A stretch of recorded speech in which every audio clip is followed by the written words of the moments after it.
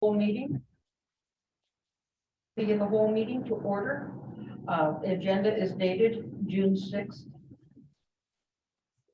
June 7th, 2022. We are June 8th, 22 as this change. No, this is June 7th. Yes, correct. We have Councillor Fowler and Councillor Crew on Zoom at the moment. Councillor McMurdo will likely be joining us. We will let you know when he has joined us. I would like to say that we are on traditional land, Treaty 5 of Michis-Waysick Cree Nation and homeland of Métis, and that we are all treated. Thank you. I'd like to have an approval of the agenda. Councillor Valentino, Deputy Mayor Lundmark, all in favor? Carried. Thank you. Next, we'll go to community comments, feedback. Is there anyone with any comments? Third and final time. Comments and feedback. Thank you. The next, we're going to go to reports. And 5.1 on our agenda tonight is the RCMP report.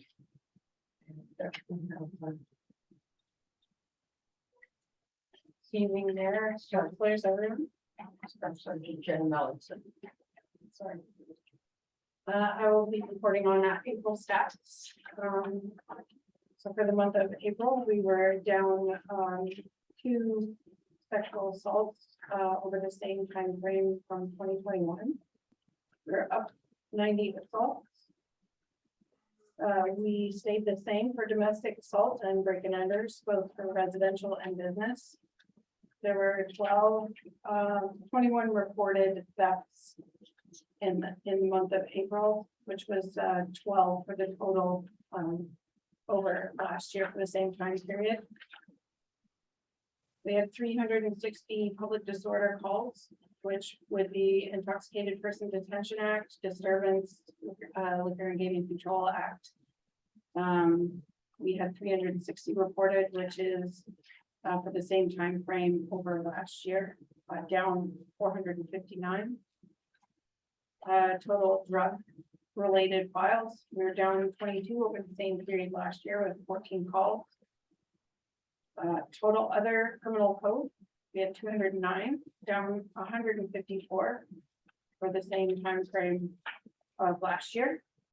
We were down 3 robberies with 4 reported in April. There were no criminal code traffic offenses reported in April, but we're still 10 over the previous year. Provincial traffic, there were 96 reported, putting us 407 over the same time period for last year. For collisions, there was 23 reported, which is 5 less than last year. Homicides, there were 0 reported in April, but we're still 1 over last year. For the APP initiatives, the end of fiscal was March. So as of April 1st, I'd like to, and that's actually covered in the other report that I prepared for the mayor and council, that I'd like to have some consultation on what the priorities should be for the city of Thompson. So if it's okay, I will have the additional report that I would like to read out. Yes, please. The Thompson RCMP participated in the Thompson Trade Show and the first ever public safety exhibit on May 6th to 8th. Just to say, this is for the period of May, this report that I created. Constable Sandy Dybert was present for the RCMP display at the trade show. She handed out child safety pamphlets for all youth age groups and fielded any questions trade show managers had. She planned the event in addition to the public safety exhibit. As a first-time display, she created feedback questionnaires to assist in improving, excuse me, next year's display. Constable Jade Kevian, Constable Nathan Gould, Constable Calvin Hurdle, and Constable Ryan Sheffer staff the RCMP exhibit at the trade show as part of their CAPRA project. The CAPRA project addressed community engagement, specifically focusing on youth, inviting and encouraging positive interactions between children and police. Special Constable Rob Cleveland provided information at the public safety exhibit, promoting SEPDED principles and promoting Thompson's community wellness and public safety announcement, which occurred on May 14th. Special Constable Cleveland also promoted the Moose Hide campaign and other RCMP supported programs. Participating partner agencies at the exhibit were Thompson Fire and Emergency Services, Hope North, Street Reach, Youth Resource Center, Manitoba and Manitoba Justice in the way of restorative justice.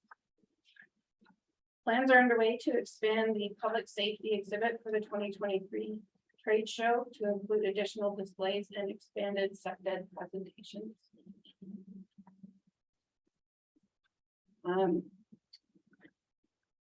A survey was conducted at the public safety exhibit to allow visitors to give feedback and a form to identify their safety concerns. Though only 12 individuals participated in the survey, the feedback was valuable. Safety concerns expressed by citizens encompassed topics ranging from violence to homelessness to better lighting. Approximately 50% of the concerns expressed were safety matters outside of the policing mandate. As a result, heads of partner agencies were invited to a meeting to share strategies for the anticipated busy summer months ahead. The meeting was valuable. Initiatives were identified, affording an opportunity to work collaboratively. For the month of June, we have PCR related activities planned. The Boys and Girls Club, Constable Divert will be attending the after school program of the Boys and Girls Club on Wednesdays and Thursdays from 3:30 to 6 p.m. No specific event scheduled, just an increased presence. We have the LETR or Law Enforcement Torch Run. That's June 10th behind the TRCC. Leslie W. Turner Traditional Powwow. Several detachment members will be attending on June 18th at the Wapanuck Community School. The wrap up for Botman Life Skills Training. This program was run in the fall and spring. It is a 2-year pilot project that was delayed due to COVID. Program is run through National Youth Services. Involved students requested a wrap up event. In response to their request, Constable Divert has organized an event which will include one police vehicle for them to explore and a second for them to paint with their name, handprint or draw a picture. The date is to be determined and it will occur at the Juniper School playground. There's also National Indigenous Day that we'll be participating in on June 21st at McLean Park.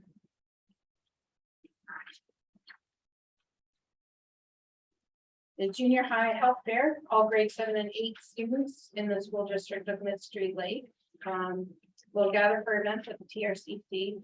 They can sign up for various presentation activities. The RCMP will be offering 2 events. One event is a mock pair, which is a physical abilities requirement examination for when you apply to join the RCMP. And the second is under the influence. These activities will allow teams to try out a version of the fitness test and complete some activities while under conditions simulating impairment. For example, wearing goggles. And that occurs on June 22nd at TRCC. PRC or PCR is also participating in the Artie Parker grad parade. Graduating class will be doing a car parade traveling by each of the elementary schools so that students can show their support for this year's graduates.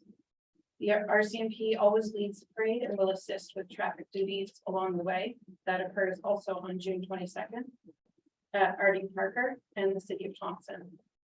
The Nickel Days Parade. We'll also be participating in the parade with other members, PCR and excuse me, regular members. And the Wapanuck breakfast program will be ongoing. Just wanted to highlight that for the Mental Health Act in late March of 2022, we began tracking expenses related to mental health, patients, with RCMP engagement. And we're also tracking the calls for service related to the Mental Health Act, as well as hours spent by RCMP to performing those duties to report back to the city. We had in the month of March, 67 calls for service and members spent 55 hours at Thompson General Hospital.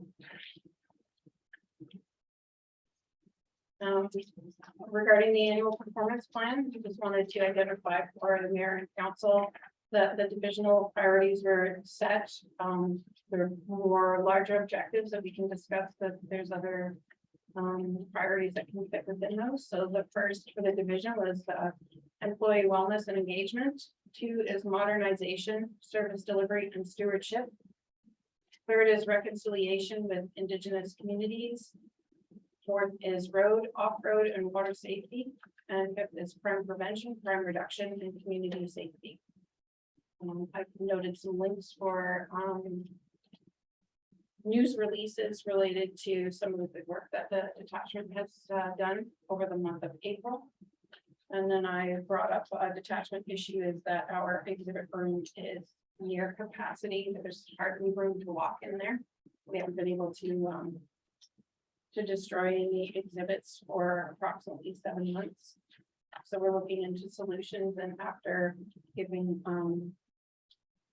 Anthony some time to look at the document, he actually has been bringing up some solutions for us. So we're working on addressing those. So that's why I have that report. So as it is just a kind of trial, I'm interested in your feedback, if you find it valuable or not. Any additional willing to put in there. Well, thank you. Thank you very much. I think we do have any comments before we come? No, just to note that, as Staff Sergeant Watson is saying, yes, working on trying to find some alternate solutions so that the RCMP have multiple options when they need to destroy exhibits or destroy documents. Trying to work with them on coming up with some solutions. Thank you. Councilor Goldstein. Thanks, Mayor Smith. Thanks for this. I like this better, not better, but I like it more that it tells us what's going on within the community instead of how we just had those box columns like that we read through. So I like the highlight of the different calls and then this to kind of go with it. I like that. Definitely you guys had a presence, the RCMP at the trade show. I think that was great. I mean, how many times you heard that siren go off and we were there. I think she kiboshed out on Sunday though, but it's too bad that the stakeholder engagement number was low, but I think it's because it was in the Mary Fensky room. No, that's not Mary, is that the Mary Fensky room? Or it was in the, no, it was in the multi-purpose room. You know, I think maybe for next year, if you want to get engagement, you can be more into the trade show because it was kind of tucked away there. The other, I have a question on the Botman life skills training. So it was a 2-year pilot project delayed. So do we still have another year of that in the community? Or I'm not sure. I'll have to consult with the Constable Diver, because she's the one who's rolling that out. I believe so, but I'd rather not say unequivocally yes. Okay. So I can ask her about that. okay, because that's a good thing. That was a good thing to have in our community. So it'd be good if we can promote that again. And I love the Mental Health Act. My goodness, that we've been trying to have a lot of the efforts on that. So the 55.5 hours of RCMP that were at the Thompson General Hospital, are we able to even refine that to know those hours if they were for out of town or were they for local people that the RCMP used those hours? So what I've sort of organized is recognizing that we have a contract with the city of Thompson, and then we have rural outside. So I've got Staff Sergeant Flanagan working on those related to the city of Thompson only. And then we're also tracking them on the rural side as well. So those numbers are from the city of Thompson. Just the city of Thompson. Correct. Wow. Can I follow up? So can we have the rural number also? I'm going to be like compiling a report for the superintendent, for Superintendent Mitchell. And I'll see if I can share that document. Okay. I'm So just then there- working on it to try to get it done for him for next week. But I'll ask him if that's something that can be shared with the city of Thompson. Okay, thank you. Thanks, Susan. Thank you. Councillor Olson? Thank you, Madam Mayor. I think we were in a previous meeting where I talked about breaking out stats so we know where the highest crime is happening in the city. You know, we talked about Westwood, we talked about Burntwood, we talked about Riverside, you know, you'll get some, but nowhere near what you was getting these for downtown. And certainly I'm encouraged there, you're talking, we're sitting down with us and looking at some strategies and what we need to do. And I think we really need to focus. I talked about that before, I still believe that today. That does not mean to say that there shouldn't be some, but how much is that some should be in the other areas? When you've got a problem downtown. I want to tell you without getting into too much detail, Jenny. And first of all, thank you for coming. I should have said that at the start. I appreciate you. Please do come. The murder on the weekend. It's something that's really affected me. Not very happy about it. It's affected my family. And maybe that's a side conversation. But my question, I guess, tonight is how many murders have we had since January the 1st, 2022 in Thompson? So for this report to April is 1. So I haven't got anything since the end of April. So I can suggest we've got 2. I For think sure. that could be suggested, but I don't want to Well, think, my memory is not, I'd rather see the stats. that's fine. Yeah. It's fine. So I'm really looking forward to the conversation. Now we break it out, now we give direction. I believe we can be more focused in Thompson than we are. I believe that. And even with traffic talk, I often question if we need a full-time traffic talk. Should that be appoint something and with the, you really got to get down to it. And I'm talking we collectively and prioritize what we do with the resources that we have. Because I can tell you, the city of Thompson can't afford it anymore. So how do we work with you? And that's hopefully a meeting we can get into sometime in the future, start looking at that. The other one that really causes me great concern, and it's not in your report, and it's more to do with your members, is the public safety building. We talked about it when you were here before, and I have not heard anything else. So my question is, I was out of town for the last few days. If you had rain, did we have any leaks over in the public safety building? I think that's being addressed. We had with Lyle, and we had our own health and safety come over because of some mold issues, so there has been some water issues over time there. So I just received a report and shared that with Lyle on the sampling that was done. During the past rain, there was none that was reported to me in the office. Well, thank you for that. And sometimes I would be asking the questions if I knew that. So we leave that up there. I am concerned that our police has been exposed for a long period of time with rain coming into that building, whether it be from the winter and the compensation building up or whatever. So my interest as a counselor, we need to fix the building one way or the other. That's what I'm asking the question. That was a part of my occupation in my former life, dealing with those kind of issues, and I'm very concerned about that. I do want to thank you for what the members do in the community. And certainly look forward to continuing to work with them. And I do look forward to a meeting in the near future, hopefully, that we can sit down and talk about what's happening in Thompson, because my gut feeling tells me that what you had last year will be not compared to what you had this year. It's always starting to show that. So I think we do need to get on the right track and prioritize. Thank you. Thank you. Okay, I'd like to say that Councillor McMurdo joined in at the beginning of your report and he has his hand up. Brayden, would you like to? Yeah, thank you, Mayor Smook, and thank you, Staff Sergeant Melanson, for joining us today. And I would commend the RCMP for the community engagement efforts that you had mentioned in your report as well. Last year in committee, we heard that part of the summer kind of downtown strategy was to have RCMP members patrolling on foot to kind of, to address, a lot of the public consumption of alcohol and the various issues that arise from that. Is there a similar strategy this year? Is there any updates or information that you can provide us with that of whether or not our RCMP will have a pretty strong presence in our downtown to kind of nip things in the bud before they kind of develop into other problems elsewhere? We do have certain strategies that are sort of in line with stewardship as requested, kind of like to keep in mind over time. So we do have some strategies in place.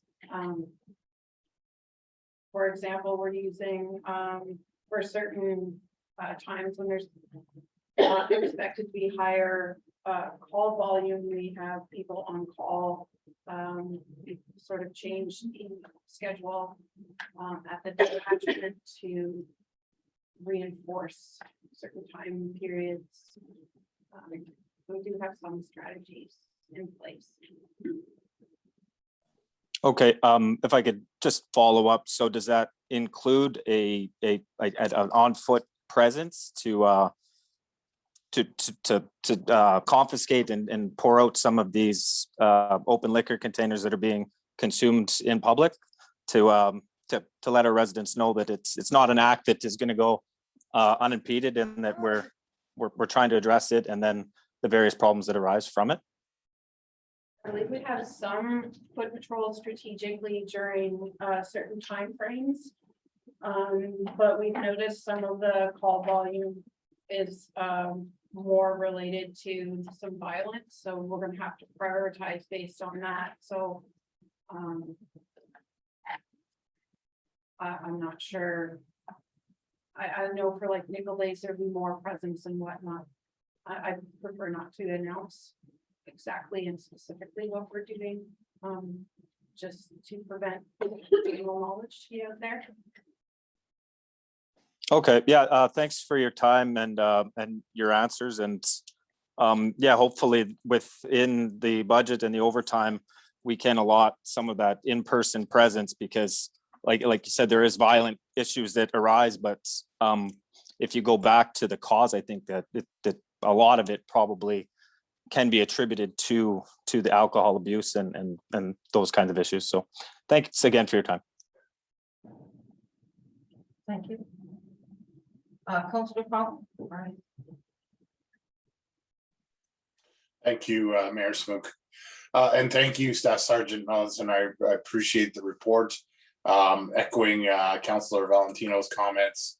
I like this format a lot, and I'm particularly happy to see the community engagement at the TRCC. It was very nice to see, and focusing on the kids, I believe, is certainly, it's, at least in my opinion, the best way for the RCMP to build bridges.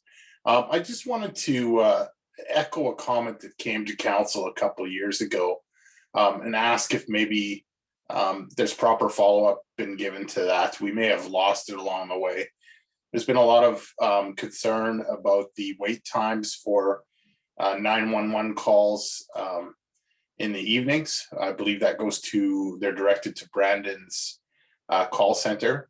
I've experienced that, or I guess I audited it in a roundabout way a couple of weeks ago, where I'd come across someone, in a bad mental state of mind on the highway, and phoned in. The wait was over 8 minutes long. And in an emergency where someone's life would be at risk, it certainly would have been a very difficult situation for that person. Of course, I wasn't at risk personally. I'm just wondering if there's audits being done on those wait times, or if there's any tracking in terms of how long those wait times are. I would suggest that 8 minutes for a 911 call is probably unacceptable. So I don't believe that the RCMP is responsible for the 911 call specifically. That's for emergency services, whether you need fire or ambulance, or are you speaking of talking to our telecoms? I'm sorry? The we have our own dispatch, but what the 911s that go through Brandon, from my experience, they're for any emergency service, not specifically RCMP. So I'm just trying to clarify, are you talking about calling our dispatch directly or through 911 specific? Through 911. I would probably have to ask that because I would have I think that's outside of RCMP specific dispatch. So that's something the city of Thompson should then follow up with. I believe so, yeah. Anthony? Yes, Counselor, based on your information, the city can send a letter to the Brandon Dispatch Center and make a request on some of the statistics you're looking for and bring that back to council. Yeah, thank you, city manager. As you know, this has been brought to council a couple times now. And I'm not so concerned about my call. I'm just wondering if we made improvements there or not. Thank you. Thank you. That's all, yeah? Yes, thank you. Mr. Wong? Thank you, Madam Mayor. Thanks, Jenny, to be here again. I want to ask a bit further about the question about the downtown sound strategy. We have a RCMP member designated to do traffic, right? So his job is doing traffic. So let's say there's an emergency call, that do that guy, the officer go away from his duty and attend those emergency calls, or he just strictly just for ticketing and traffic act. If there's a higher priority call, then, and the need is there, then the member is expected to attend to assist with those calls as well. The reason I'm asking that question, so I kind of think of, is it possible for your strategy to have kind of like a foot patrol designated as well, that kind of an ideal to have an RCMP that doing the downtown strategy, but also when there's a high emergency call and they have to leave, but otherwise just part of the strategy to do that downtown presentation. I think it works because a lot of people ask me that question, say that like, how can I never see that foot patrol? Even the CSO, they also ask for that. Like they ask, why not the CSO and the foot patrol as well? So like those kind of questions that I always have from the public. So I just want to forward to you and see whether it's worth it to look into do some sort of changes. And perhaps, maybe, I don't know, I'm not an expert on this, but there's always request by the public to me. So I'll just pass it to you and see whether is it feasible or is it arrangeable?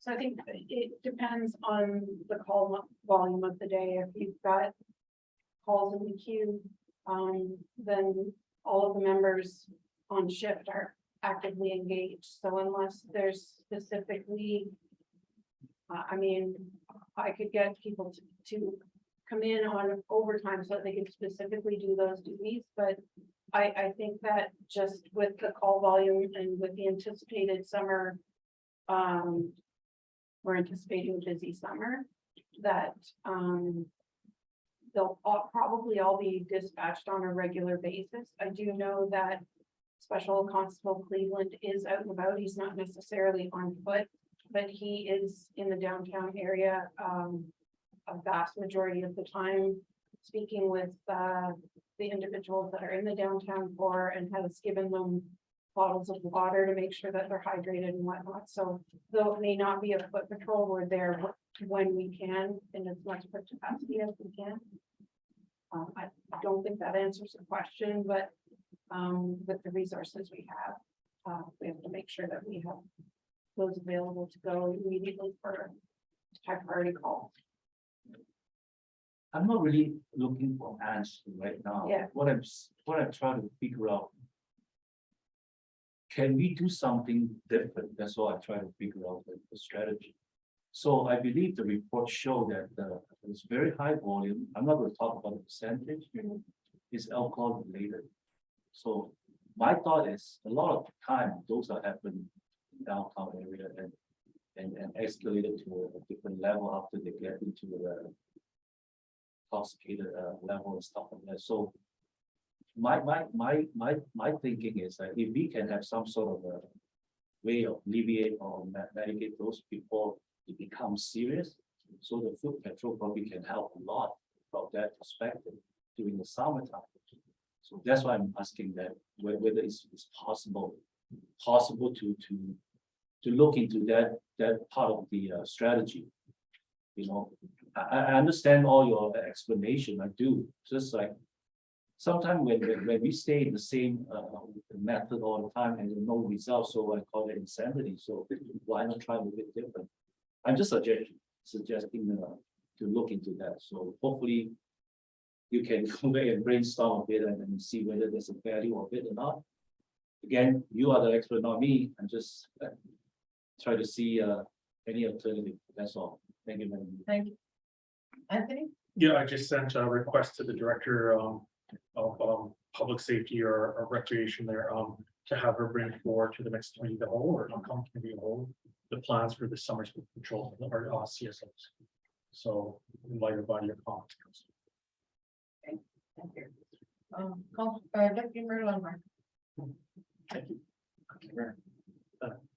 Thank you for coming. Really appreciate your reports, and thank you for that. And looking forward to meeting for sure to look at some of our priorities more in depth and where we can let it all out, I guess. And I appreciate your assist with you and your members providing us for our case, building our cases for our lobbying efforts with problems and defense in the future, I'm sure.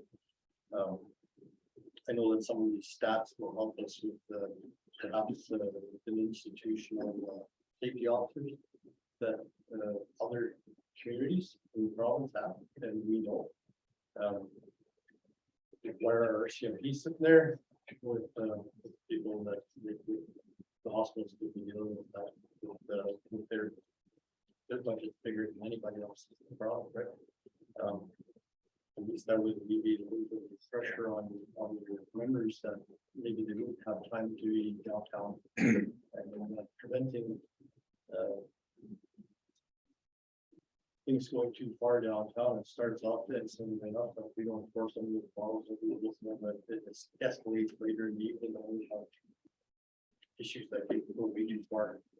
And then they have a lot more work to do once that gets to that point. In any case, I appreciate that help. I'm really looking forward to meeting this again. To move forward on that. Thank you. Thank you. Councilor Colbert?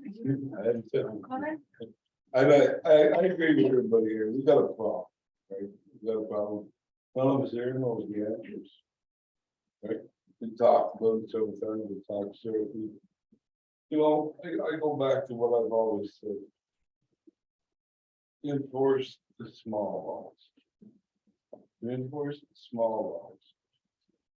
You cut down on the big laws because the small ones invest. The more you go and drink uptown, the drunker they get. Then you go to other part of your everybody's fine. Right now, you don't know. You enforce saying no drinking downtown, got rid of them all that day. There's still probably wouldn't stop the violence that night. But who knows, right? But you know, I appreciate you coming down and telling us what you can do. We all appreciate the police, what they're doing. But you know, to our public, we're neither us or your police are doing a good enough job. Right? I don't know what to do. I've thought about it for years. I lived with it for 16 years as a northern end. Right? They were all over there, the liquor store was over that time. But I lived with it, right? I dealt with them individually, talked to them, asked them to leave my property, never told them to get off, and swore on them, treat them like people, and they did it. They respected me for that. Right? So I never, well, ran into the building and said, get off my property. I go and say, how you doing? Getting drunk today? You know, that's the more human thing to do. But, you know, it's time for us to come up. I think there's enough smart people in this city to come up with a solution on what we can do here. Right? Yeah. I've been in our council for 3.5 years, and Only thing I see is getting worse. Right? Let me find something to get us to make that go away. It's gotta be something, but it seems like we're not trying nothing. Right? It seems like there's more people coming out of town, we're not trying nothing. So we gotta start trying something simple, where it's not very hard on our police resources. But it takes care of the people up down, and then we take care of them people up down. And get them off the street, well, then you're taking care of your taxpayers, you're not gonna run. So I don't know. We gotta start somewhere, and then, it's election year. We all wanna find solutions. So thanks for coming, my girl, like I said, I got no problem. I'd love to be able to tell everybody what I would fix it. But I don't know, right? Thanks for coming. Thank you. Thank you. May I comment? Just because I think it's a wider concern. With just how to fix it. I think we are engaged with key stakeholders. It's not just about people drinking, it's about addictions, it's about people. And so there are discussions, and as a co-chair of the Community Wellness and Public Safety Advisory Committee, I know that there are a lot of people working on that. It's maybe not as quick as we would like it to be. But there are people making those efforts, and I think that, sometimes we need more people involved to help get those things, like volunteers and whatnot, to help with helping people. So I do know, though, that there are a lot of agencies that are working together to try to identify and help people with addictions, with mental health problems, because no one issue stands alone. It's a spider web of issues, and policing is kind of where it all ends. It's when things have gone wrong for people, and that's kind of where they end up. So just if that helps to address concerns, I do know that there are a lot of people within the city of Thompson that are making efforts to come to some solutions. So it's not, I don't think that it's unheard in the community at large. So if that helps, there's a lot of good people that I've met with on various issues, and efforts are being made. It's just maybe not as apparent as we would like them to be. Right. Thank you. I've got Councillor Crew on the line. Thanks again for the report.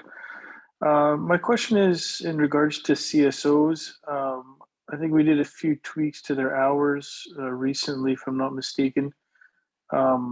Is there a good rapport with them, and is there anything different that you would like to see from our CSOs? The schedule change is new, so I haven't really seen it in action, but I think the relationship is good. We've noticed a difference with the CSO presence for all our calls for service. So I think it's excellent that we have more now. So I can maybe look into that more for next meeting, so that I can give a more succinct response. Thank you. Councillor Owen? I just want to follow up with the comment Jenny made. I agree. There's a lot of people involved in our community trying to do the right thing, make no doubt about it. I think the problem is that message is not getting out that it should. Not blaming the people that's doing the good work. Some, not that long ago, I attended a meeting on a Saturday that lasted for almost 4.5 hours. I was the only council member that was present. There was only one community person, other than the other ones, was all involved in somewhat. One community member involved in that meeting. One council member, one community member. That's not the fault of the committee, but somehow we're not able to, or I can't believe what's going on in Thompson and the many issues that people are not concerned. I can't believe that. I know they are. I talked to a lot of people. So, and this is not entirely to yourself, absolutely not. we have to get that information out when there's a meeting called. Because that's where your volunteers comes from. People need to understand the community well-being safety plan, and they understand what's going on, and we need people. I've been volunteering for 40 odd years. And someone had to reach out to me and talk to me in order for me to volunteer. Or else I would have never known. So collectively, as a council, as those that's involved, we have to reach the public. And that day there was so much good information and dialogue. And I went home and I said to myself, wow. There's so many people that needs to hear this stuff. So that's my comment. It's not expected for a response. I'm just saying, I think that's a missing piece. Now, how do we fix that? So the next time we have a meeting, how do we get 20 people in the room, 40 people, 50 people that's hearing those presentations? That people are taking a lot of time to put together and explain. I got it. That was great. But that document is only as good as what they're going to do with it and put an action list to it and dust collects on it if we don't do it. And I know people put a lot of hard work in trying to do it. The public, for the most part, do not know that. If I was to do a survey today and ask anyone, what do you know about the community the safety well-being plan? I'm not sure it would be a very successful survey. So I want to leave that to us as a challenge to us as a council, a challenge to that committee. How are we going to engage people? Because there's a lot of parts to that plan that's going to require a lot of people getting out and doing exactly that, volunteering, bringing them together. So that's my only comment. Thank you. Councilor Wong? Thank you, Madam Mayor. Jenny, I kind of interested about one more thing. Before I say what I like to do, perhaps later on we can have that conversation, but do you see the youth crime rising in Thompson? So we had an analyst from one of our units in headquarters, and that they are doing a product on statistics that I can't share yet. I'm not asking you that. But they actually said that the youth crime had gone down. Okay. But that they are not responsible for the majority of crime in the community. That's good news to me, because I was concerned about that, youth crime is rising. So if that's the case, I don't think I need to request that strategy. If it's declining, which is a good thing always, right? So what category of the crime that seems rising in Thompson? Do you have that? I don't have that specific. So can I request that if you do have that category next meeting, prepare that the report and then also attach with what strategy that you guys figure out to tackle that particular rising crime category, so we can all. That's not my view. Well, and I think if I may be, that's kind of where the statistics will come in, is that we're seeing a rise in, unfortunately, in assault so far this year, that there's a decline in by almost like 459 from January to April of this year. There's 459 less calls. Like that's kind of what we're capturing on the policing statistics, as you can track year over year. So that's kind of what that's highlighting. If we look at that sheet, did you? I'm not sure. I hope that Nicole forwarded it and you were able to get the stat sheets. I never got that one. Okay, my apologies. Let's see if we can, I know it's in hindsight. I think those are usually shared. So my apologies, but they were not sent in advance, but I'll get those out. Sure. Okay, appreciate it. Thank you. And if I may, for the strategy, Possible Divert is trying to engage youth at a younger age so that they're more familiar with police, and that and Special Constable Cleveland as well. The younger children, so that they're more they feel that police are approachable and whatnot. So I think sometimes that's just the seed that we need to plant, so that if you are having problems, that they can come and speak to us, and that's part of the relationship that you can build with you. So we do have that strategy, is to get engaged with them to prevent them from sort of going down that path. Thank you. Thank you for your report. As always, it's great. Just speaking on the younger, the better sort of thing. I know some of the breakfast programs now in the school has definitely shown an impact. When the children can come to school and can talk to somebody about even issues that are happening at home, you can, sort of help guide them into the right directions, and it makes their life a lot easier at home, and then they, and parents can be engaged even through the schools and that. And that's definitely a starting process. The street reach, I can definitely, anybody I've talked to that's had dealings with that, that's definitely been a positive up here, and also helps with our youth in the street, which is very important. It even goes in a little bit further. I was at one of the meetings that we were at in Regina last week, that there is more working with the community engagement piece, so that it's not all just the police work that are taking, I think it's how can the community and the different entities help, so that we are using our police for the, more needed crimes and that. So I think we're all on the right track. It's just taken a while to get cohesive in that, but I think we're all definitely, and when we're going to be meeting with you and that, we'll talk. We're talking to another couple community similar issues that we have.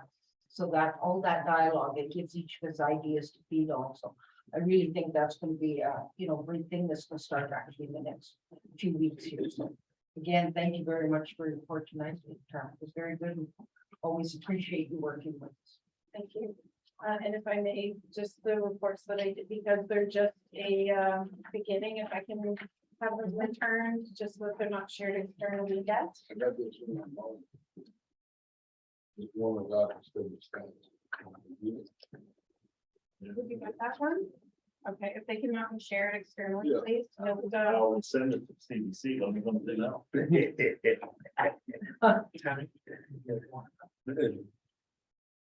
No, we respect that. That was- Oh, yeah. Thank you very much. And thank you for your time. We appreciate it.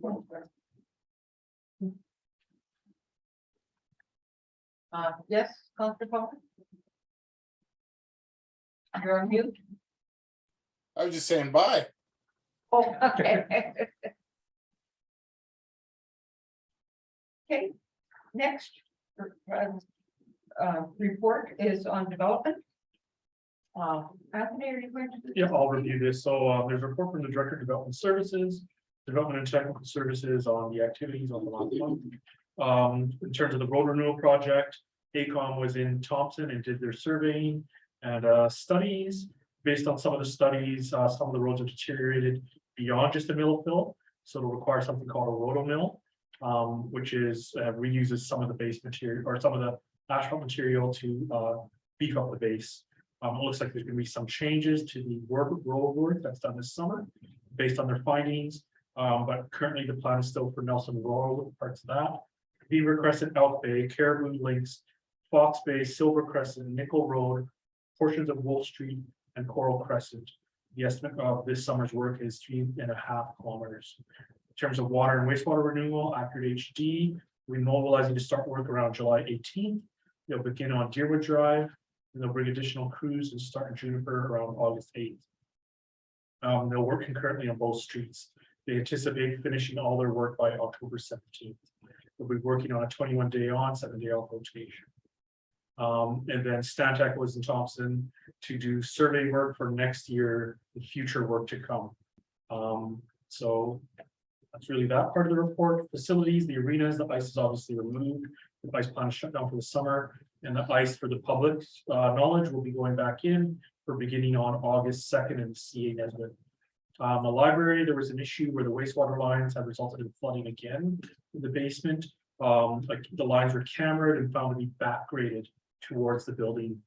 So the city, the department is working on solutions to mitigate this issue. Public safety building, there's an RPO for the building envelope assessment to address some of the issues that we're seeing in the building there to do with water. That is closing on June 8th, so that is tomorrow. For development, there's currently 6 options to purchase that have been approved by council. Department's working with the developers to finish the development agreements and land sales once all the conditions have been met. Wanted to note that there have been 6 building permits issued in May, total construction value of 2.1 million. Year to date, there have been 15 permits, total construction value of 6.5 million. And there's an attached report on building permits as well. I'll give a quick summary. Year to date, or no, sorry, for the month of May, as I said, $2.1 million in building permits. Last year, for the same month, it was $400,000 in permits. Year to date, for total construction value, 6.5 million. Last year to date was 4.5. And then there's a breakdown provided there for the council. Thank you. Any questions? Councilor Valentino. Thanks, Mayor Smith. Thanks for the report to Director of Development and Technical Services. I'm wondering if any of that particular information can be communicated to the public, or what the communication strategy is for what streets, but now we have some dates. The increase in the construction to 2.1 million over last year. I think some of this is good news stories, so I'm wondering if, since we're in kind of a new structure, as we get these reports, is there follow for the community also from these? I will follow up with the director. I believe there are plans, and he's been working with our communications officer, and I believe we put a few posts out discussing that, but as things are firmed up, I will have him bring back what I was planning to advertise on it. Thank you. Okay. Anybody else? Okay. Thank you very much. Definitely good news stories. Next, we're going to go into finance. 6.1 is a memo from the chief financial officer in regards to the 2022 financial plan.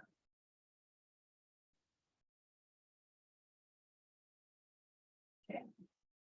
Jenny? Yes, so public hearing is being held on this Thursday, June 9th at 7 p.m. in council chambers for the 2022 financial plan. Council maintain the same mill rate as 2021. In this plan, small changes to the FCML, the SL has made a minor change to both the commercial and residential. So the full fund, the double on our website, and the public hearing will be on Thursday. Okay. Thank you. Questions? 6.2 is a memo from the chief financial officer in regards to the contribution agreements for the controlled entities. Okay. Sure. So council proposed funding for the Union and CBC in the 2022 budget. The contribution agreements will outline reporting requirements and payment funds for those funding. A resolution will be coming forward in the 2013 council meeting. Thank you. Any questions? 6.3. Duncan. Oh, Duncan, I'm sorry. Thank you, Madam. Just to want to make sure that you already mentioned about 3 entity. Is it the rest is already in that agreement, so we do not need to do it, or it's just typo? So that for the 2022 year, both the library and the research center had their agreement in place beginning in the year, which is funded for the full year. They already have agreement in place.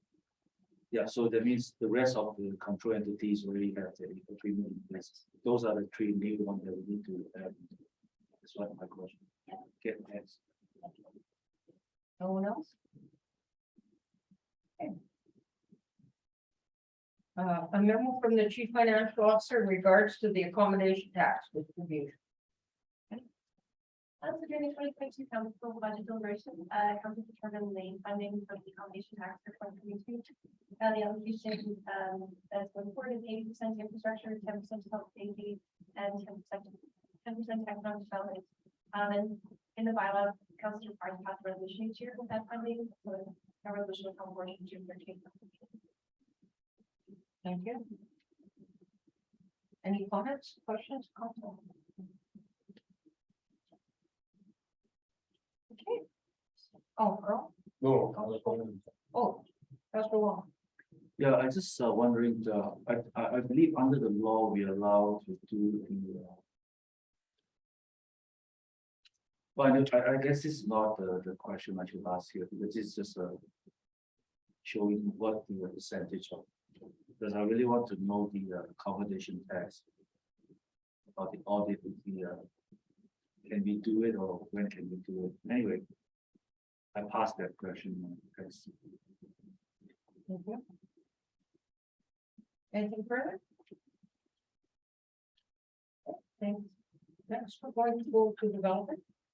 7.1 is a memo from the Director of Development and Technical Services in regards to bylaw 2022 being a zoning bylaw amendment for River Lodge Place. I think, Yeah, so the Director of Development would like to bring this forward on behalf of Manitoba Hydro and developers in the community. Currently, the area where River Lodge Place is located is zoned as PER, which is Public Environmental Reserve. Public Environmental Reserve is established as part of the Churchill River Diversion to protect certain lands that are subject to potential flooding in the future should Hydro decide to flood those lands. Any development on those lands requires Manitoba Hydro's approval. Manitoba Hydro is in discussions of buying or leasing a facility within the city of Thompson in a PER zone and would like to establish offices there, which would be a benefit for the city. The issue is the offices are not permitted under the PER zone. So the proposal working with the province is to add a new use category, which would be called Manitoba Hydro offices, which requires their permission anyhow, so that they can set up offices within this zone. So that the proposal would be to bring this forward for first reading and then to bring it forward for the public consultation, and potentially amend the bylaw to allow this development to proceed. thank you. Any questions? Okay, I've Just- seen, okay, Just a comment, Madam Mayor. Although I don't object, I do find it funny that the only party that could object to the change other than the city of Thompson is actually the beneficiary. It's an odd situation, but no objection. yeah, I was actually going to make a very similar comment, as I live sort of next door to that development, is that rather than just saying Manitoba Hydro offices, could it not be inclusive of offices? Like when their lease is up, does that mean then the next person that might lease that building might not be Manitoba Hydro and would have to go through the whole process again? That's correct. I could bring that comment back, but that was the whole point of putting that in, is to put that through, putting it as a generic office will make it potentially more difficult. This was to not hold up the development and be consistent with the agreements that are already in place. Deputy Mayor Lamar. I was gonna ask the same thing, how maybe we just change up the offices. Aren't they the only ones that are gonna? So maybe I can clarify this for council. So Public Environmental Reserve virtually has no uses. And that's to allow nothing to happen there. So, and it was done very specifically not to allow any development, which makes it very difficult to do anything on those lines. By allowing the Manitoba Hydro, it's really, as Councillor Fountain said, it's ironic, but it allows them to do a development in that area. If we're to open it to offices, then potentially someone anywhere that's PER in the city could say, I want to establish an office there. And council would have no real ability to say no, even though that's not really consistent with other agreements that require Manitoba Hydro's prior approval. Councillor Fountain? Yeah, thanks. If I could just direct a question to administration. The land that's currently owned by the Department of Parks, Climate and Sustainability, I think is the department name. Is that also the same zoning? Yeah, that is located in the PER zone, though the issue with a lot of those developments that are there is what's called pre-existing non-conforming. So in other words, grandfather, because they were there so long, the new zoning bylaw doesn't apply to them. Once the use changes, it is required to come back to council for approval. Right, and the reason I asked the question is you'll have, eventually we'll have the Manitoba government out of that location. And we'll be stuck with a, actually quite nice property with very few potential uses. Is that correct? Yeah, though, if a developer wants to bring forward an idea, that idea can be brought forward for a zoning bylaw change as well, in consultation with Manitoba Hydro. Yeah, There are- subject. It's Hydro. subject to more clauses, it's more difficult, it doesn't mean it's not possible. Thank you. Okay, any other concerns? Are we in consensus to bring this forward? Resolution So the request is to bring it forward for first for reading. first reading? Yes, you know, yes. Number 6, recreational community services. Memo from the license inspector in regards to declaring National Indigenous Peoples' Day a special event in the city of Thompson. So the city is in receipt of a request of special event status for National Indigenous Peoples' Day. There is a letter attached as well as the request to the licensed inspector. This is an event that the city hosts annually. Recommendation would be for this to be approved, brought forward to the next meeting of council for resolution. for approval. Questions? All right. Yeah, I'm looking forward to that. Thank you. Do we have the support to bring this forward? Yes? Okay. Yep. Okay. Yep.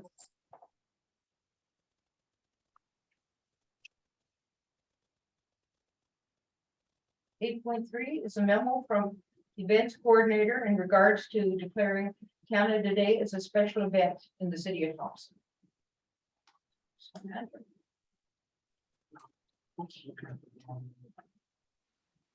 think the next one is the nickel days, sorry. 8.2. Oh, sorry. I have myself here, turn the page.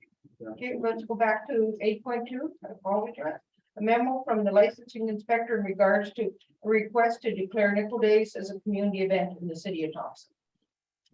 So similarly, this is an annual event that's done on city lands. There's a request from the Nickel Days Committee that Nickel Days be declared a community event. And that would come through as resolution at the next meeting of council. So the hope would be that that could be brought forward to the next meeting. Are we all in favor of that? Yep. Councilor Donkey? So interesting enough with this, so the difference between the community event and the special event is that the community event is gonna have a liquor license. So if we had a community event, is that because they're gonna have a social inside the city Nesbitt Arena?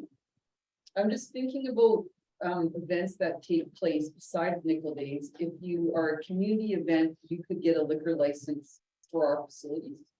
I believe it's the way that the tickets are sold at the door versus sold ahead of time. Okay. So the Liquor Gaming Authority, I can't remember their name, they have certain requirements that for the tickets to be sold one way, they need council's approval. If they don't receive that, then it has to be sold a different way. So it's something to do with provincial licensing that I'm not up to speed on, but the request has also come from Liquor and Gaming asking if council is going to approve this. No, thank you. I'm supporting you. Thank you. So I think it was a support for that. 8.3. Memo from the events coordinator in regards to declaring Canada Day. Canada Day, it's a special event in the city of Thompson. So similarly, obviously Canada Day is a very important day in our country, in our community.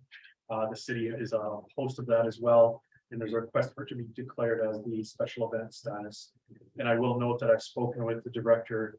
She's intending to bring forward a list of these annual events rather than having one-off approvals over and over to put it into a list and make it permanent. But at this time, that's not the process. It requires these one-offs. So the request is that council would approve this by resolution at the next council. Took my comment. I also want to say that. Enough, yeah. So Okay. there's a consensus by the senior for that. Is there a consensus to do that? Did you want to make a comment? Councilor Wong? No. Okay. Thanks. Okay. Thank you. 8.4 is a memo from the programs manager in regards to the lottery license bylaw. The programs manager and the director have reviewed the lottery license. as part of their initiative to update all the bylaws in their department. This is the next one on their list after the taxi cab one that was brought forward. There's a number of minor changes to modernize it, as I believe the last time it was 97. So it's really to modernize it and bring it in alignment with the current gaming rules in the province.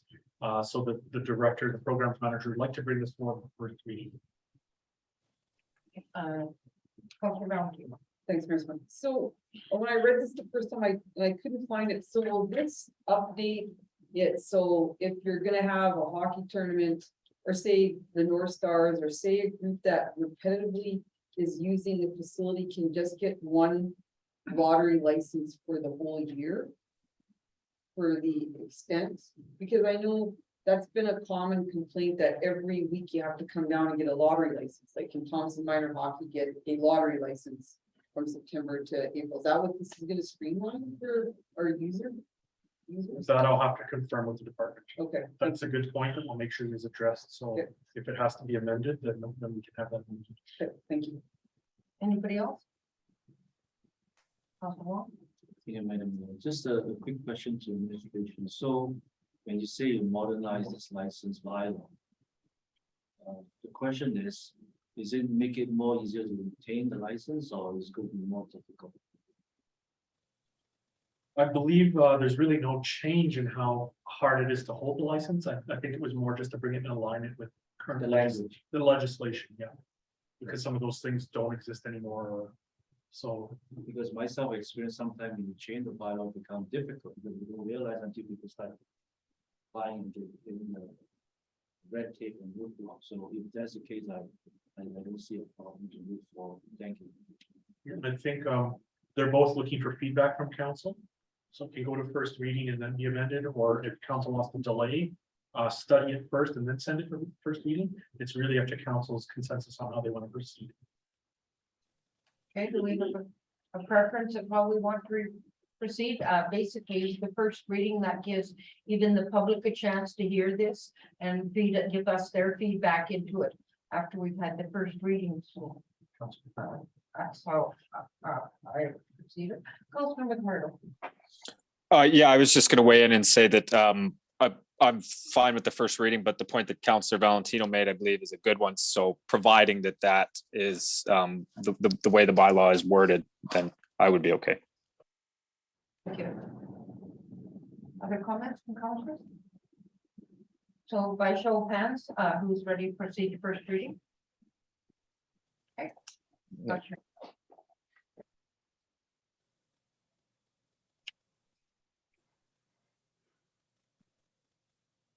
Number 9. Legislator, a letter from Manitoba Hydro in regards to final licenses for the Churchill River diversion, the Lake Winnipeg regulation, and the Genpeg generating station. That's it. This is just for council's information to let you know that Manitoba Hydro is working on a report for these, and you'll be getting a report in the future that outlines what will be discussed in each of the different reports. It's really for information. I really have nothing further. Any questions on that? Maybe we should do that one. Okay. Call for adjournment. Councilor Valentino, all in favor? Everybody, enjoy the weather. Yeah, good night, everyone. Have a good evening.